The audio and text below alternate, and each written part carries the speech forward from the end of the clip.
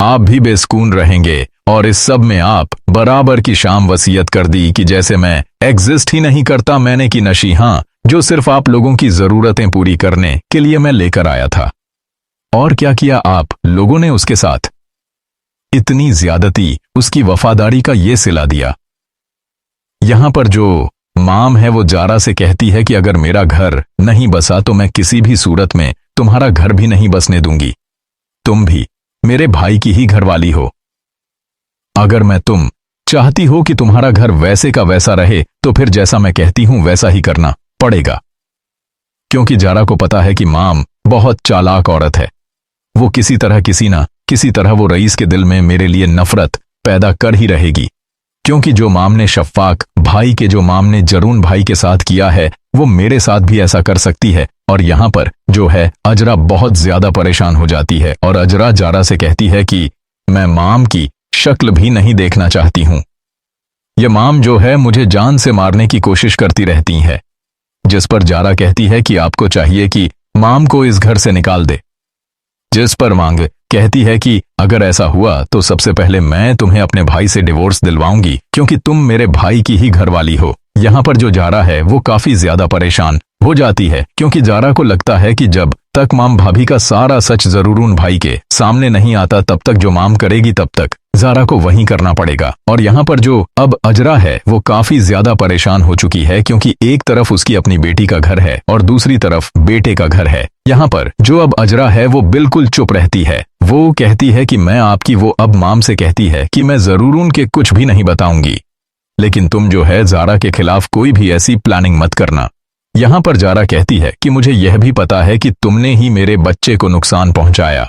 जिस पर इमाम कहती है कि तुम्हें पता है तो फिर खामोश ही रहो, क्योंकि अगर मैंने यह सब कुछ जाकर रईस को बता दिया कि जो जारा है वो खुद से ही घिरी है और वो नहीं चाहती थी कि तुम्हारा बच्चा इस दुनिया में आए, तो फिर तुम सोचो कि रड़ाट है इस तुम्हारे साथ क्या हाशर करेगा। यहां पर जो जारा है वह काफी ज्यादा डर जाती है। और दूसरी तरफ आप यह भी देखेंगे कि जब जरूरून शफक के पास हॉस्पिटल में जाता है तो दूसरी तरफ आप यह भी देखेंगे कि जरूरून जब हॉस्पिटल में जाता है शफ़ाक के कमरे के अंदर तो शफ़ाक की काफी ज्यादा तबीयत खराब हो जाती है और जरून जल्दी से डॉक्टर को बुलाता है और कहता है कि यह क्या हो रहा है।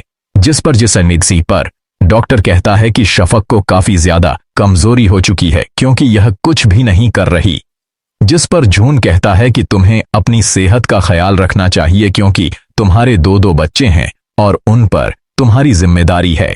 जिस पर शफा कहती है कि कौन से बचे, क्योंकि जैन को तो आपने मुझसे छीनकर माम को दे दिया था और उसने जो जैन के साथ किया है वो काफी ज्यादा बुरा किया है।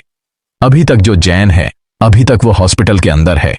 जिस पर झून कहता है कि सबसे बड़ी मेरी यह गलती हो चुकी थी कि मैंने जो बच्चा है वो माम को दे दिया था।